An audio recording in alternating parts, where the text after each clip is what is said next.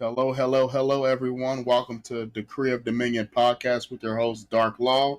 I'm excited to bring you episode 4 of the Decree of Dominion Uncut series. I have a very special guest here for you all this evening. Her name is Nikki Nicole out of North Carolina. She's a well known author, so I'll let her go ahead and introduce herself. Hello, Nikki. Hello, how are you doing today? I'm doing well. Thank you so much for having me as a guest on your platform. I'm very honored. Very honored to have you. Awesome. And so go ahead and introduce yourself to the audience and tell them a little bit about your background. Well, my name is Nikki Nicole. I'm from South Carolina. I'm residing in North Carolina. I'm married. I have two children and a grandson. I started my writing journey at the age of 5, and I published a couple of poems along the way. And then after that, I decided to take a leap of faith and published my first book, and I couldn't stop. So I ended up publishing at least 5 books, three collections of poetry, a short story collection, and an autobiography. And that led to me getting my own podcast and starting to unleash my own voice. Awesome, awesome. I appreciate you having it again, Nikki. And so, just to get started here, again, I want to welcome everyone out. And before I get started, I tell all my audience members and all my listeners this. Um, as we speak tonight, I want everything to resonate with certain individuals. I want everybody to look at your own life as we speak through our own opinions and our own life experiences. You don't have to glean and take a note of everything, but I just want something that is said here in the podcast to touch each and every listener out there. And so if you're listening out there or viewing, I just want you to let you know that your story matters. Everything that you're doing matters. You matter. And we'll kind of get started here. And so just to get started, why don't you go through, how, what excited you to becoming an author? What led you to want to start writing? Well, like I said, I started writing when I was 5 years old, and it started because I had trauma at 5 years old. And I started writing everything that I felt, whether it was good, whether it was bad, whether it was a happy time, sad time, depressing time. And throughout my life, I just started keeping journals. And after keeping those journals, I just started turning those writings into poetry. And then when I got older and I was in high school, I decided to take a leap then of faith and publish my first poem. It was called Tears. And then after that, I published another poem called A True Friend. And those poems was just poems that at that time I lost my father when I was 15. So that poem was centered, Tears was centered around losing him. And A True Friend, it was because I felt like I didn't have any friends. So it was just something I put out there to define a true friend. So that's really how I started writing. Awesome, awesome. Again, sorry about the passing of your father. Like I said, I know that's a lot to go through, and definitely, by God's grace, it's good that you started writing. And so, if you're listening out there, she said a very keynote thing that she said when she was going over her two poems, "Tears and a True Fan." She took something that most people look at as a negative thing in life, the death of the family member, the loneliness of not having friends. She took something that most people think is negative and she turned it into a positive outlook. And so, if you're listening, I want to commend every one of my viewers to take note of something in your life. I want you to look in the mirror right now and just think of something that has negatively impacted your life, whether it be death in a family member, whether it be anxiety, depression, etc. And I want you to pick one positive thing that you could turn that negative energy into positive.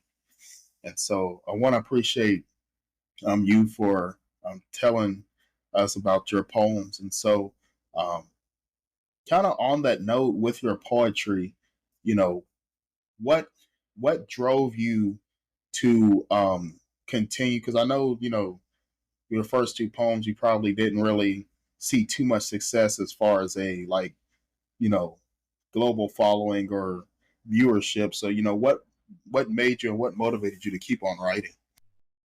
Well, life was lifing. So I continued to write. I continued to write about things that were going on in my life. I was I was pregnant at 15 and I lost my father during that same time period. So of course I had trauma still going on in my life where I can still continue to write. So I was a single mother, with a child. So of course I still had something to write about. I still graduated from high school. I still went to college and got my degree. And it was like I met my grandparents when I was like in my teens. So the moment I met my grandparents, they passed away. So it was always something to write about. Oh wow, wow. That's definitely, like I said, a lot. And again, I do continue to commend you on. Again, she keeps saying, "Hey, these things happens," and she continued to push forward, continue to move forward with your writing. And so, again, to the viewers, find your why. That's one thing you said so far throughout this episode is you found your why, your calling, which was writing and poetry and books. And again, if you're listening out there and you haven't yet found your calling, or maybe you're young and kind of still searching for answers or searching for your purpose in life, I want you to, continue to, keep God first and find something. First thing I wanted you to tell you is find something you like doing that isn't negative. Most people in society, they want to focus on going out to clubs, going out to parties, drinking, smoking.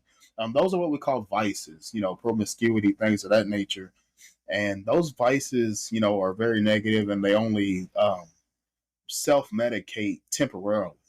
And so what she's saying as she continues to tell her story and as she's told her story thus far is that she found something um, that involved her god-given calling and talents, and she found her why, her niche, and she found something to go positive and keep moving. And so with that being said, you know um, tell us about the time where you first, started getting noticed with your writing, and kind of how did that feel? How did that make you feel, and kind of go from there? Well, I actually have been a published author for 2 years. I started this journey about a year or so ago. And I started off asking people, what's the first step to become a published author? And I couldn't get that answer. So I set out and started researching for my own self. And I was like, okay, so I can upload my book and my graphics to Amazon for free and publish my book. And all I did was pay $65 for copyright. So when I found out it was just that easy, it's like, okay, wait a minute. I can publish this book. So the day that I found out, my that Amazon accepted it, Barnes and Nobles accepted it, I was like on cloud nine. I'm like, really? Okay. So I published that first book. I wrote the second book, and it just after that point, it just didn't stop. I was like, okay, now I can share with the world how I really feel on every level. So Awesome, awesome. And so one thing you did say is you didn't let the lack of support stop you. Again, the viewers, I hope you caught what she just said. She said, went around town, I went on Facebook, I asked all my friends, family members, colleagues, social media followers, I asked everyone, hey, how do I become a published author? And nobody would help me, and I could get no answers. And she took a stand and said, I'm still nobody, nothing is going to stop me from becoming a published author. And she said, I'm going to do whatever it takes to lay down the footwork and the groundwork on becoming a published author. And she eventually found her own research. And so, some of the tips I want to give the viewers here today is don't let human form stop you. Don't let negativity or lack of support, lack of family support, lack of friend support stop you from pursuing your dream and your legacy. Again, people kind of clown about the negativity of social media, but social media and the internet can be used for positive influence and can be used to build and create great things. And so I want all the viewers to just take heed to that. um, Even if you don't have, like you said, a strong support system in regards of people supporting your dreams and supporting your goals, you can you win, you be you, and you can take control of your own legacy, decree your own dominion when it comes to pursuing your dreams and your goals. And so, kind of ad lib on that. Once you finally, I've always, most people, read books and watch movies and things of that nature and write poetry. You know, can you describe the feeling that it feels when you're, taking your emotions from your headspace and putting it on paper? Can you describe how that feels? To be honest, I talk about an experience that I had here recently. I was supposed to publish, release, well, 2 books this year, and I haven't yet to release it. Sometimes when you're writing about something that you're digging up that's gonna give you, like, feelings of that actual moment, you can live in that moment just with writing. It makes you think about what happened detail for detail, and it can actually stunt your growth. I mean, it wasn't until recently when I started writing back again because K Glow, she's wonderful. She would give me a topic and she'd say, you know what, write on this. So I write on a topic, and that actually started opening my writer's block because when I was writing Motherhood, that was supposed to release on Mother's Day, I started thinking about the journey as a single mother and how it affected me. And it just opened another, avenue that I didn't want to go down right away. And so I just stopped writing.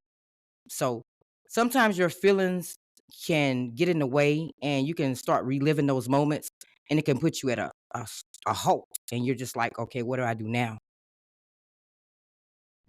Awesome, awesome, and I love how you describe that because I feel like you call it in the poetry and the writing space they call it writer's block, but if you're viewing, it's called life block. It's called road block. It's like if you're driving down a highway and a bunch of trees fall during a storm and you can't get to the other side. Um, that's what she just described there, and I want to commend all the viewers that are listening. Um, what she's saying is, she Cave Globe is another podcaster. What I want to tell people is find safe people, collaborate with people in your circle that are gonna push you past your own demise. What that means is you want to surround yourself with people that are going to drive you and motivate you to become the best version of yourself.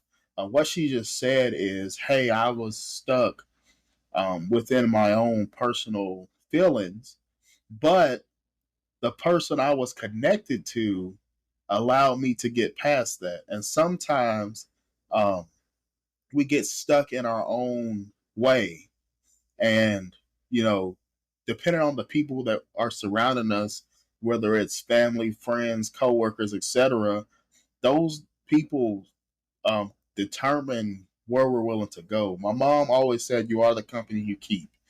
Um, she always said, "You are the company that you keep." And, even as a kid, she always said that, you know, if we did something negative in school or something or got in trouble in school, she always said, if Johnny jumped off a bridge, would you do it?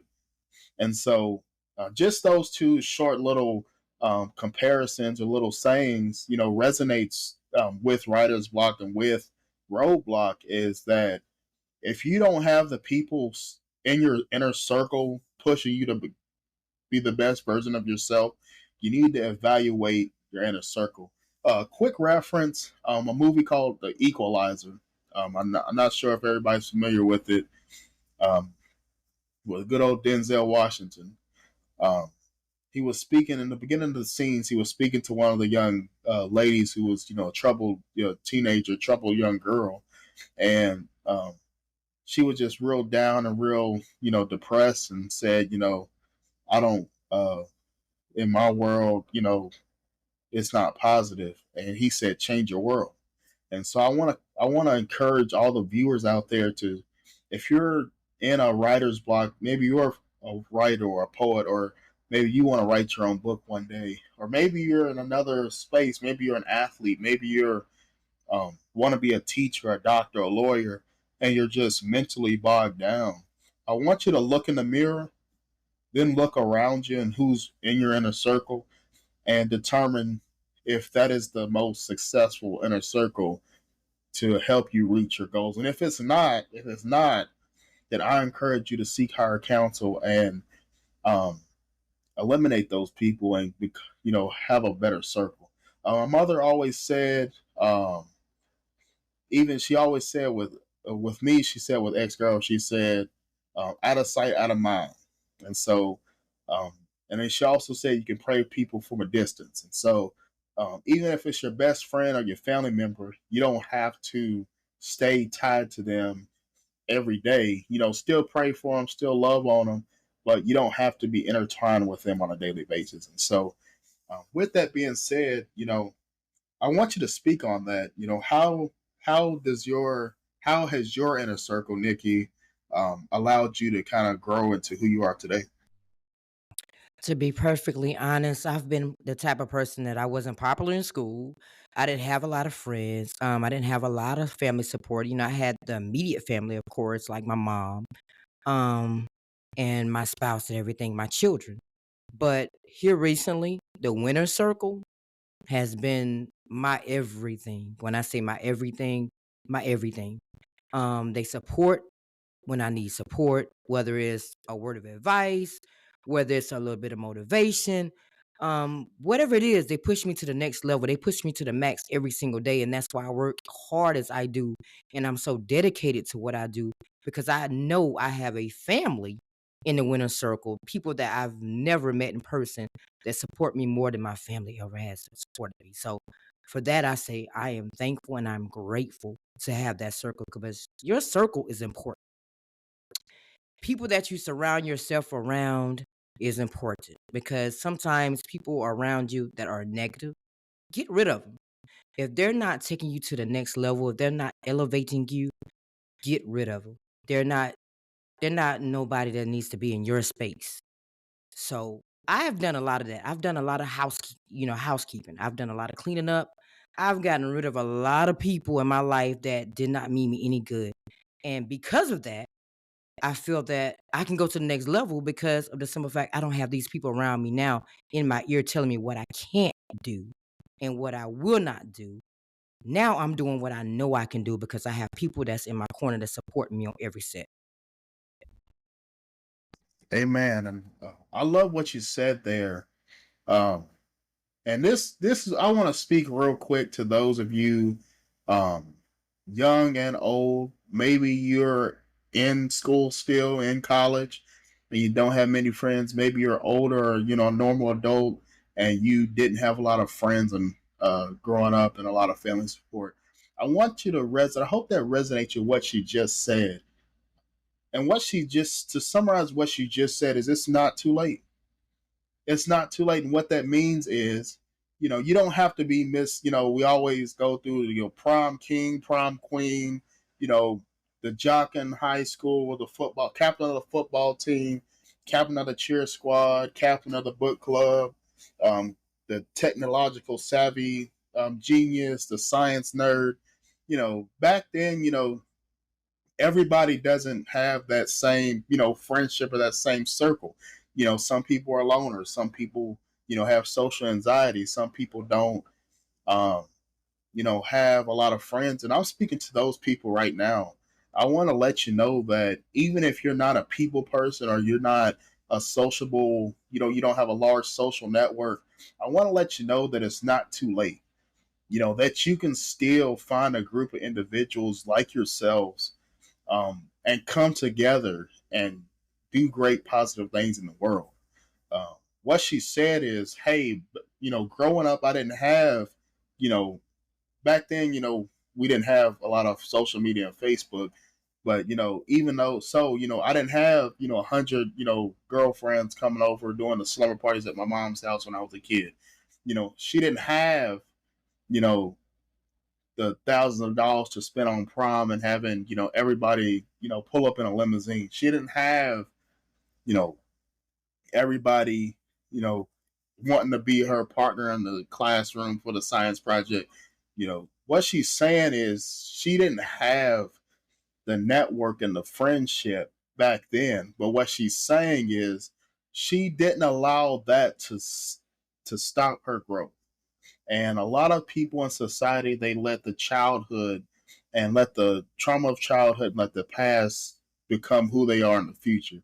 And what she's saying is that even though I didn't have friends growing up, even though I had a child at a young age, I still allowed myself to grow slowly but surely and progress and then she found the Winner Circle. For those of you who don't know, the Winner Circle is a in-house podcast group on Facebook, um, like a Facebook group where we encourage fellow podcasters to become the best versions of ourselves. And what that all that means, all that we're saying is that find your wife. Again, find your wife, find your inner circle that resonates with you. What she said is that she didn't let the childhood of not having friends determine her future or her current state. A lot of people say, that no new friends, or you know, it is what it is, or this is what it's going to be. That doesn't have to be what it is. What it is, what it is going to be, doesn't have to be what it is. You have the power to decree your own dominion of your mind, and you have the power to enable yourself to do whatever you want to do in life. You can become the best version of yourself. And that's what she's saying is, hey, even though she's been writing since, if you look at the correlation with what she said so far throughout the episode, she started writing at 5, no family support, no friends, grew up childhood, had a kid at a young age, at age 15, still with, like I said, losing grandparents, losing father, with loss, still continued writing, became, wanted to become a published author, had no support with that, found out a way. Again, and what I want to encourage the audience is find a way. That's the topic of the discussion so far. Find a way out. Find a way out of whatever is holding you down. Find a way out of your current struggle. Find a way out. She ended up researching, becoming an author, and then she found the support that she needed to continue to pursue her dreams. And I just want to let everybody know, um, don't let anybody stop you from pursuing your own dream. And so, with that being said, can you kind of go through, for maybe I want you to kind of talk to those young people real quick. Maybe they want to become an author, or maybe they have a similar background of yourself. Maybe maybe they're 14, 15, 16, and they, are interested in writing. What would you say to your younger self, and what can you say to the youth? My advice to my younger self and to the younger generation out there is first to listen. It is important to listen to your people that are older than you. They know more than you, they have wisdom. And as a young person, I listened. You know how you listen in the hindsight, you hear them, but you still do what you want to do anyway. But then you go through life and you start lifing, and then things start happening to you, and you're like, you know what? I should have listened. So the most important thing is you have to listen to somebody. You have to let people guide you that has been there before. Clearly, they know what they're talking about. And not only that, don't take everything as it is. Research for yourself. Reading is powerful. Knowledge is powerful. Don't take what people tell you. Go and find it for yourself, because not all the time the things that people tell you is the truth. So sometimes that's just like reading the Bible. Anything somebody tells you about the Bible, go read for your own understanding. My mother always told me that, read it for your own understanding, because everybody has their different perspective of the Bible. Everybody has their different perspective of life in general. So my advice to anybody that wants to be an author or wants to be somebody is to listen, read, get all the knowledge that you can get, and don't ever give up. Don't let nobody define who you are. Don't let nobody tell you that you're not going to be anything in life, because who they don't know. They don't know. They didn't write the stories to your chapters in your book. So you have to determine where you're going to go and what your success is going to be. And network. Network with anybody that you can that's like-minded, anybody that has any type of knowledge that they can give you. Be open to that, and just stay fast, and most of all, put God first, because without God, nothing is going to move. Awesome, awesome. I appreciate everything you said there. And again, what she's telling the youth is that sometimes you're your own worst enemy. Uh, the your greatest adversary is the one looking back at you in the mirror. It reflects every punch. It reflects every side eye, every cross eye. You roll your eyes in the mirror, you're rolling it right back at yourself. You slap your face in the mirror, it's gonna slap you right back. And so, what she's saying is, take heed to the wisdom of those who came before you, and of those maybe in a higher level with. And one thing I want to say on that is, young people, we have to, young and old both, but especially young people, social media is killing us. Social media is killing us with a comparison game. We have to stop comparing ourselves. You see a girl with a nice body and a bikini on Facebook, you think you got to be shaped like that. You see somebody with a Maserati or Lamborghini or some kind of nice car, you think you got to have that. Um, Even in your own space, you might, like you said, you might be trying to be an author, or a writer, and you might see somebody that published a book and got 600 million copies sold, and you get discouraged. And we have to stop the comparison game, and you have to realize that I want everybody that's viewing to realize that there's nobody else that can be better than you than you.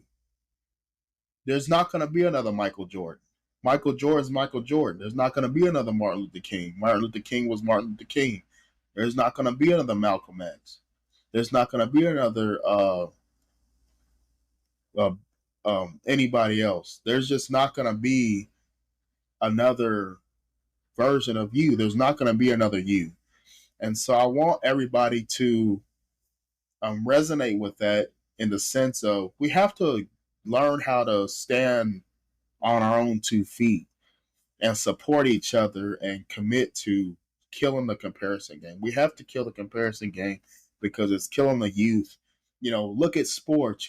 If you can't shoot threes like Steph Curry, or people just stop playing. If you can't score touchdowns like Patrick Mahomes and some of the Justin Jefferson, some of the best, Randy Moss, you just think that you're not good enough. I want everybody to know that you are good enough. Again, be the best version of yourself. We don't need another Michael Jordan. We don't need another Martin Luther King. We need another you. We need you to become you.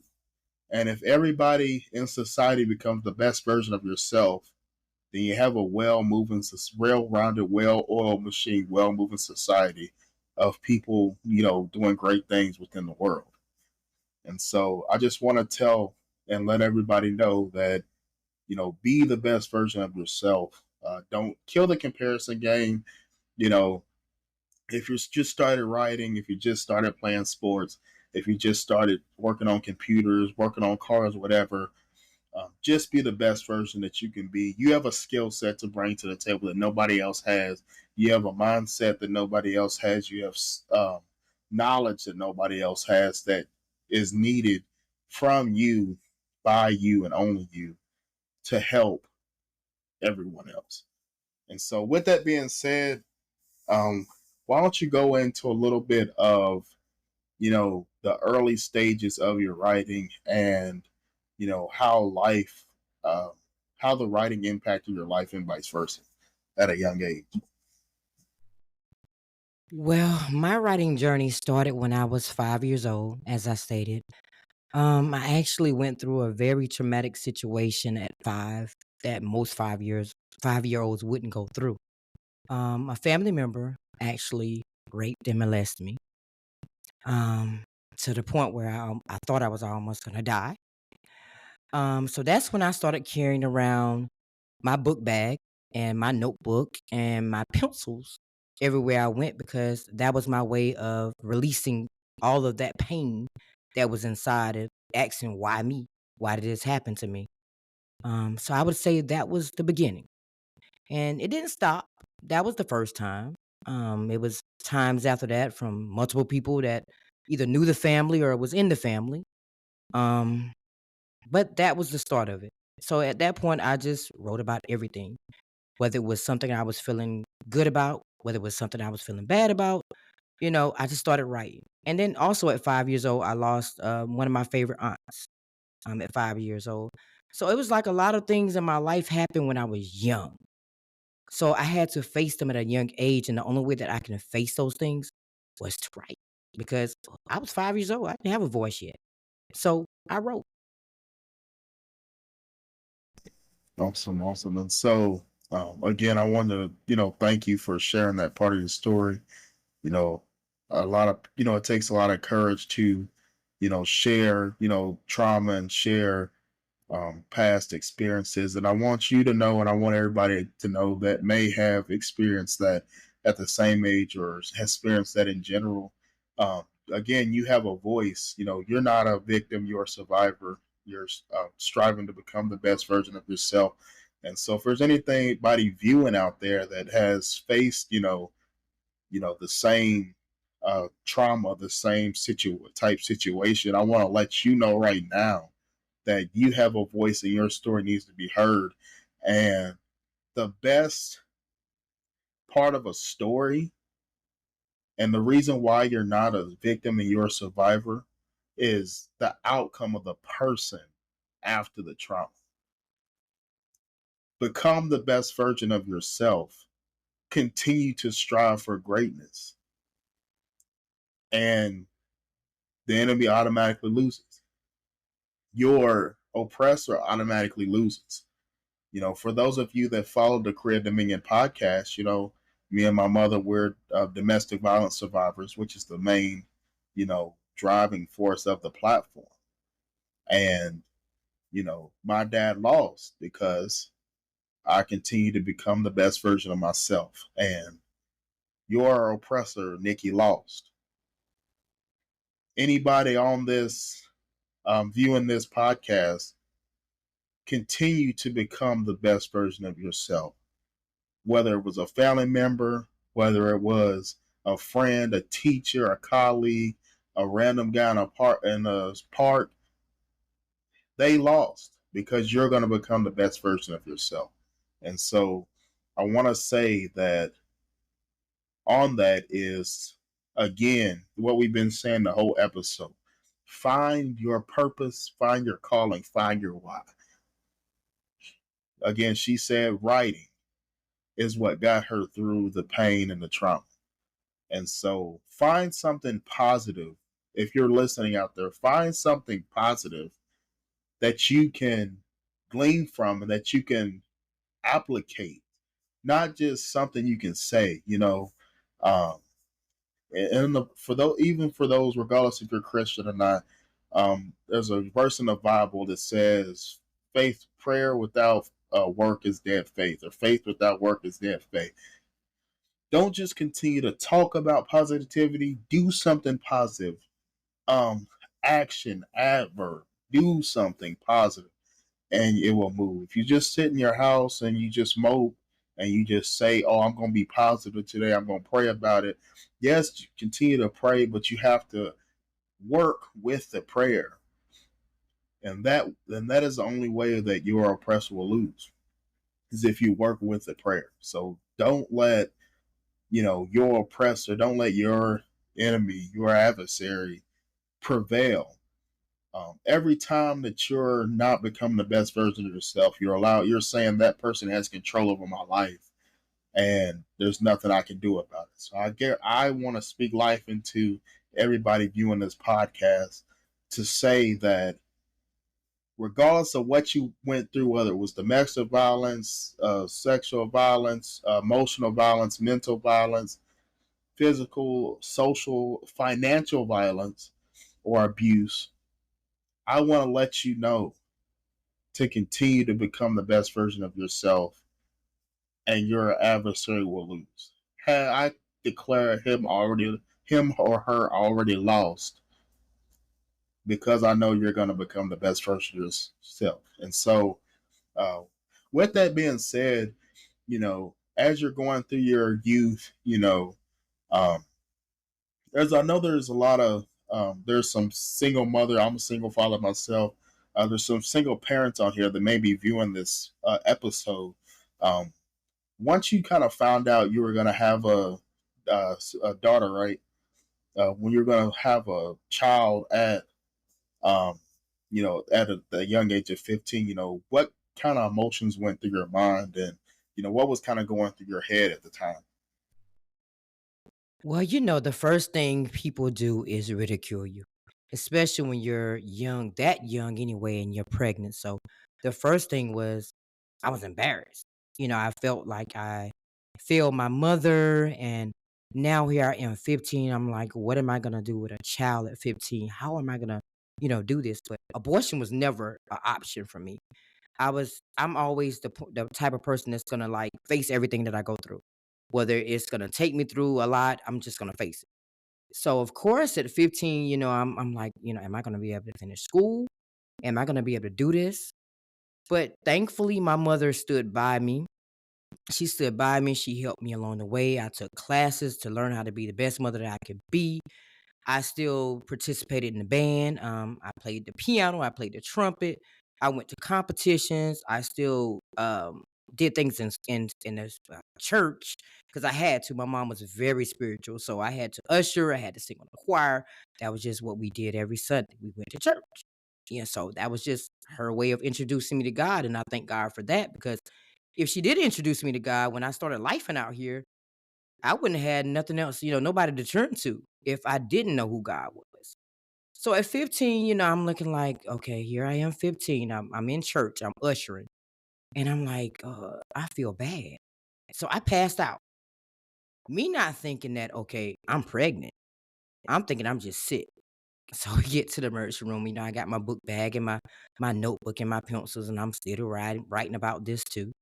And the doctor says, "Oh, we got good news and I got bad news." Okay, so we like, what's the good news and what's the bad news? So both the news he gives is you're pregnant, but you're gonna live. I'm what? So of course my mom, right away she couldn't deal with that. She was very heartbroken. She was disappointed. So I went to my aunt's house for a little bit until she calmed down and finally came around to it. And she was like, "You're gonna take care of this child. You're gonna do what you got to do." And she didn't play. If my child couldn't go, I couldn't go. I had to get up in the mornings before I went to school, make sure my child was dressed, fed, and ready for, the day. When I got out of school, I had to do my homework and I had to get my child and take care of my child.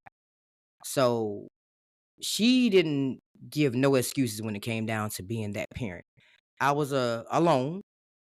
His father, I had my son first. His father wasn't there. Um, and he's never laid eyes on him to this day. So he doesn't even know he's in this world, where he's at in this world. And I still kept going. I never gave any negative advice to my children about their fathers because at the end of the day, I feel like whatever they need to see about their fathers will be shown without me telling. So about 5 years later, I had my daughter. Her father was there initially. I was very sick. I was very sick with her. I was in and out the hospital. So the doctor took me out of the hospital and I couldn't work at all. She wouldn't let me eat. She wouldn't let me keep anything on my stomach, not even water. And she kept trying to come early. So I was very sick. So in the beginning, he was there. And then next thing you know, he disappeared. And then when she's born, he shows back up again. Oh, she looks like me. And then he disappears again. So when she turned about 18, she was getting ready to graduate. He came to me. He said, I thank you for raising such a great daughter. I really appreciate you. At 18, we're not done. The real raising of your children doesn't start. It starts when they become adults because now they're in a moment where you can't save them. You have to really guide them through life. You have to teach them about credit. You have to teach them about God. Well, they was already getting taught about God, but you have to teach them about finances and living on their own and survival. It gets harder when they become adults. When they're children to me, that's the easy part. But you wait till we get to 18 and you tell me good job. So I mean, being a single parent has its ups and downs, but it's rewarding because you have these little people looking at you. They're depending on you. They're looking at you as a role model, and they love you. If nobody else in this world don't love you, they're gonna love you. Oh, and I will say this too. During that period of time too, I went through a really bad time where I faced suicide because coming up as a child, I was that person that would get picked at. And it just for years just torn it at me for a while. And this particular time, my heart was broken. So I was like, I don't need to be here anymore. It's time to go. So I attempted it. And not thinking at the time, okay, you got these two little people looking at you that wants you to live. And I never forget, I was laying on that bed and I was looking at the ceiling. They were pumping my stomach, and all I can think about was getting back to them. How I needed to make things right, and it was a purpose for me being in this world, and I needed to find that purpose, and I had to be here for them. So being a mother and being a single mother, it would change your life, and you know that you're all they have. You're all they have. So that's my take on it. Amen, amen, Nikki. Appreciate you sharing that. I want to go back to what everything she just said throughout what she just said. If you're listening to the podcast, this episode right now, what she said was she never stopped going. Never give up. She said her mother, one, like I said, I'm not one to judge on what, I feel like, women can do what they want with their bodies. But she said in her situation, again, neither here or there, her situation, abortion was out the window.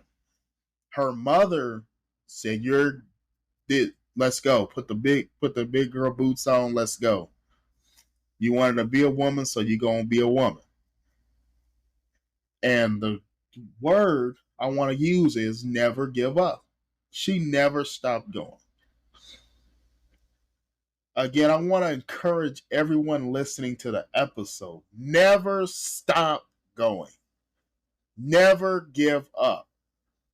She was in the band. She was in the choir. She was the usher. She was doing homework. She never quit. Never stop going. There's people that, in their 20s and 30s having their first child ready to, give it quit. She was 15 years old, y'all. 15 years old. And she did not quit. She refused to quit. Never give up on your dream. Never give up on your purpose. And to fast forward, another thing she said that was kind of hidden in there, because I'm a single father myself, she said, regardless of what other humans did with her children's fathers, she did not speak ill will to her children. I want to pause on that and talk about that topic real quick. Um, just because I've been the same way, like I said, I have joint custody of my twin boys. Like I said, we decided to co-parent before they were born. Um, Never tell your children negative things about their mother or father. What she said in her story was, regardless of, again, she said the second child's father, the father of her daughter, said at 18 years old, when her child, imagine, I just want everybody that has kids, has a niece, nephew, or just look at your own self. Imagine you're 18 years old, about ready to cross the graduation stage at your local high school. Just hold that thought for 1 second. Whether you have kids or not, or look at yourself if you don't have kids, or niece, nephew, what have you. 18 years old, her daughter was 18 years old, about with the cap and gown on, crossing the stage to get her high school diploma. And her father told her mother, good job on raising our child. I just want that to sit for a second, simmer. That goes right back to never give up. And then she says she never spoke ill or negativity to her children, son and daughter, about their other parent. I just want to speak to the audience real quick about how much power is in that statement. Regardless of what another human being has done to you, regardless of, again, you've heard her speak of the childhood trauma, 5 years old of being assaulted by family, 15 years old having her first child, all while growing up in the church. Fast forward, the son's father, again, disappeared without a trace, nothing to do. The second father, at 18, her daughter's 18-year-old graduation, says, "Good job, half five," like, it's football or like a team sport, like she's the coach. And still did not speak one negative word to her children about their parent. Just real quick, can you say what you said in regards of the reality of the other parent being revealed?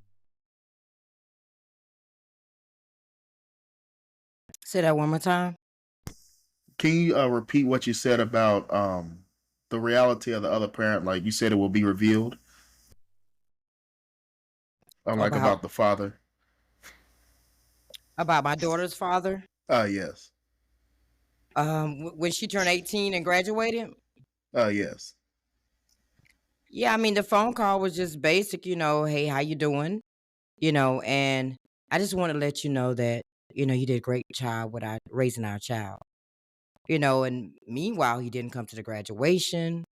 He didn't participate in that at all. But I still didn't speak any negativity over him. One day I hope that both my children have that relationship with their fathers, but it comes back to me. I take full responsibility of the choices that I made as a mother. I should have made better choices. And because of my choices, they suffered. So I take full responsibility for that. Again, as a parent, you have to take full responsibility of your children. And she said, in quote, even getting off the phone with them, of him saying good job, still to this day does not speak any negativity to her parents, allows what about their father shall be revealed in due time when they are ready to pursue that relationship. And again, I want to encourage all the parents out there, single parents that maybe don't have a good relationship with the other half. Let the child in time figure it out. Don't put stuff in their head. Let God be, and let the child figure out for themselves. And so, to continue, she also said, again, for those of you that may have or may have not had, suicidal thoughts or attempts, I just want you to let you know what she said was, I had a purpose. I had a will to still live. I was still wanted here. She had two kids, two children looking up to her. God was not finished with her, is what she said.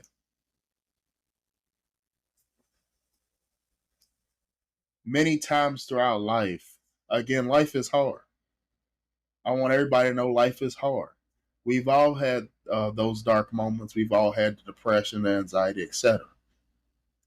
But what she said in her story was, God's not finished. And she said, I'm not finished living. I still have a purpose. And to this day, she's still moving and performing and progressing towards that purpose. She's still living that purpose.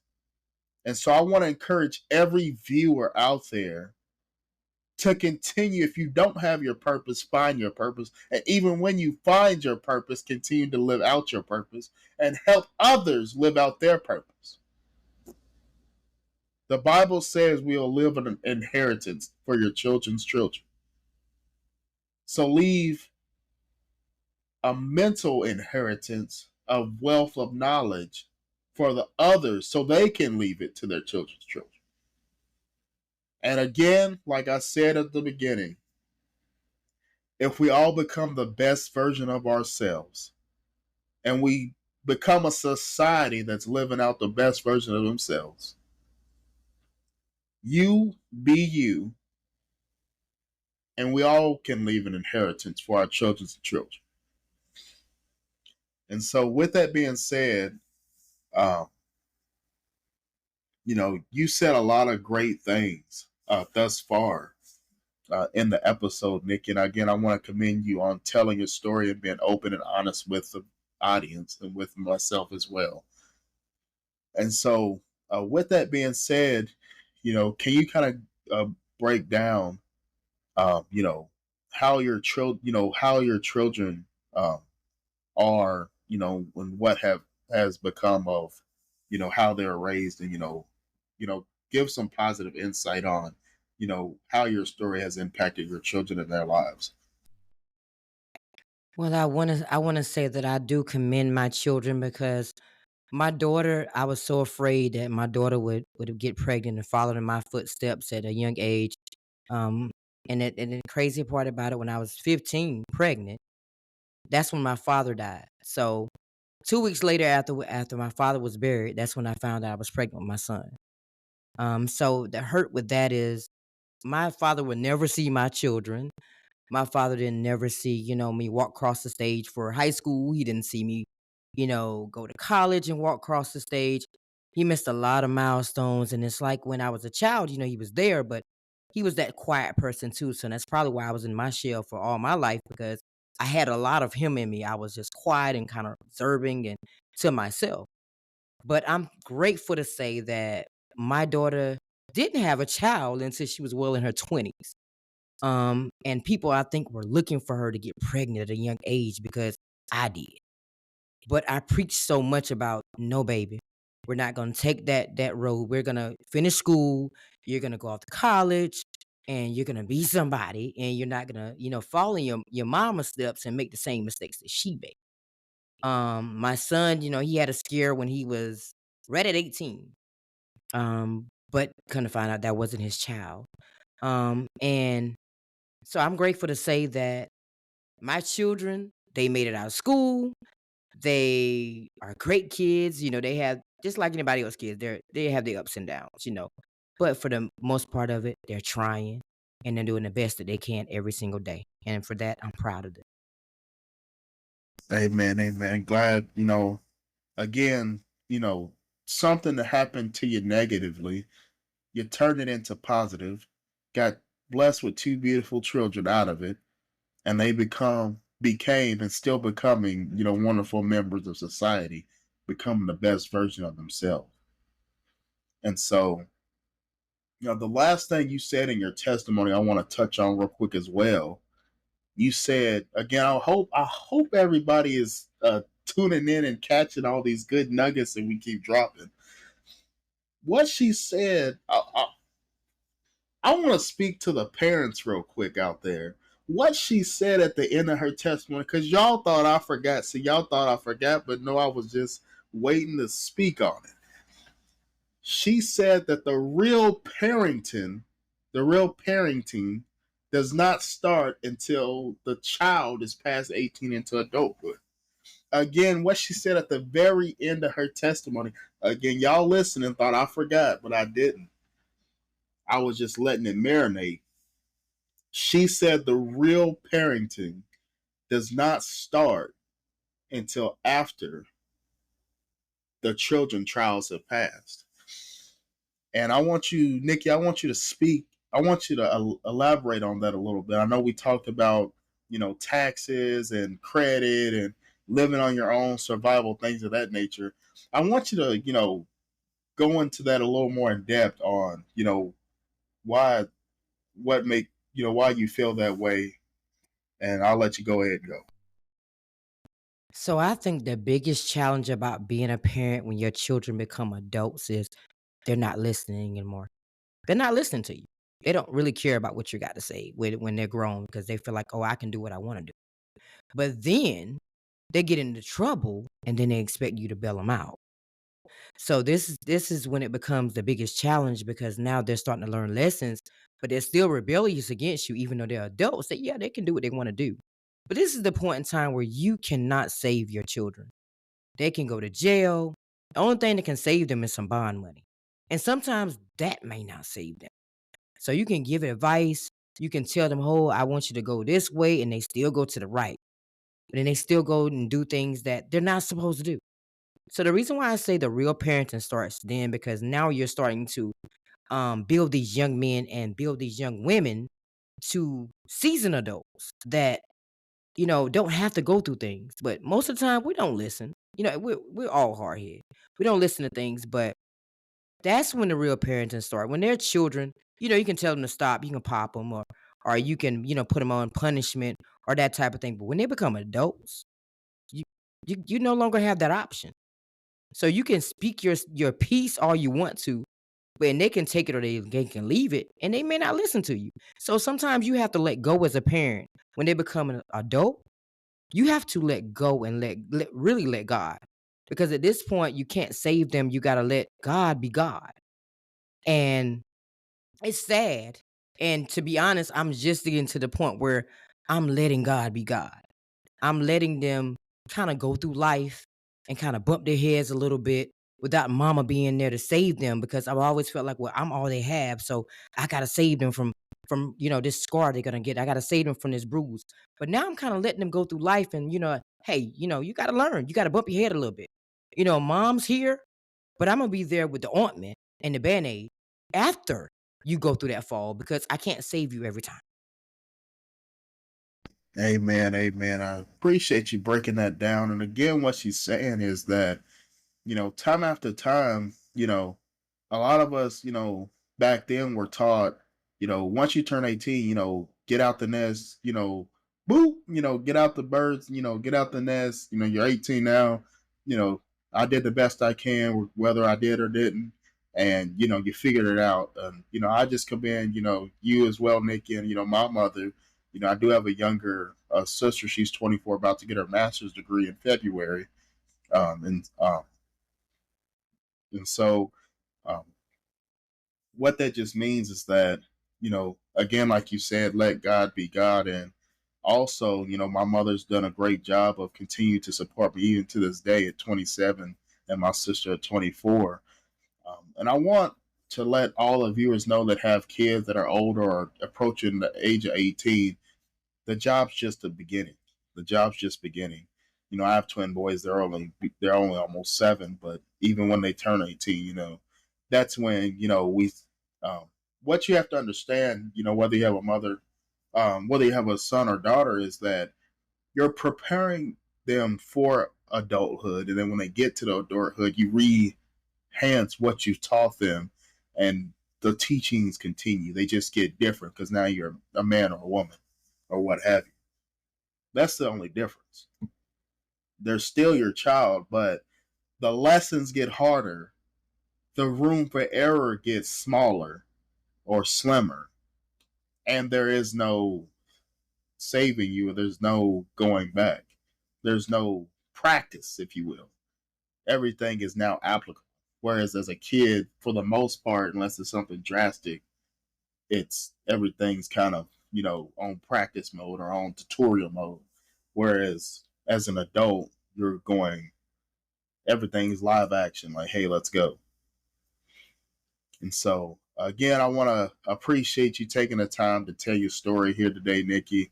Um, Real quick, can you one last word of advice for anybody viewing the episode, and then close out with where they can find your podcast and where they can find your books. All right, so just some quick advice for everybody. A long time ago, I had a church member to tell me, and that's why I say all the time, don't let anybody define who you are. As long as you are comfortable in your skin and you know who you are, you can go anywhere you want to go. Because why? You believe in yourself. So don't let anybody tell you what the chapters look like in your book because they don't know. You know. And of course, you're going to be the biggest critic of yourself because I am. I look at myself in the mirror every day and I'm like, you can do better. You really can do better. And that's why I push myself every single day to be the better version of myself, not only for myself, but because of my children. I mean, they're 23 and 26. I mean, they're 20, I said 26. They're 23 and 28. But at the end of the day, they're still looking at me. I know they're looking at me. And they're expecting me to be that role model still. Plus, I have a grandson coming along, and he's one. So I hope that one day he can be the future CEO of everything that I have going. So I have to be the better version of myself in order for him to be the best version of himself. So my advice for everybody is to stay focused, stay determined, put God first. Because I'm telling you, without him, nothing is going to move. Trust me. He wrote the story. He wrote the chapters. He already know what your fate is. He know where you're going. You just got to put in the work. What it says, faith without works is dead. And that's true. So you got to put in the work to get where you got to go. It's going to be some long days. It's going to be some short days. But either way, you got to keep moving. You can't stop because somebody giving you some negative advice or somebody telling you you can't. That's the word. Can't do something. Don't let nobody tell you you can't do nothing. Because you can do whatever you want to do. You can do whatever your heart desires. Okay, I'm gonna get off the soapbox. So, anyways, you can find my podcast on Facebook, the Breaking the Silence podcast Facebook page. I'm also author Nikki Nicole on Facebook. Breaking the Silence 24 on Instagram. I'm on YouTube. Breaking the Silence podcast 1980. I'm on Twitter. BTS podcast 1980. I'm on Twitch, but I don't remember that name of Twitch because I just recently created Twitch. So I'm on all platforms. Come join me and let's break the silence together and unleash your inner voice. Thank you, thank you. And so, again, thank you for a wonderful time spent here, Nikki, going through her story. Again, appreciate all you went through and appreciate you overcoming and becoming a warrior and a survivor, striving to be the best version of yourself on a day by day basis. Again, this has been Dark Law with the Korean Dominion podcast on the Korean Dominion Uncut episode 4. Arthur, Nikki, Nicole. Hope everyone has a great, wonderful rest of their evening.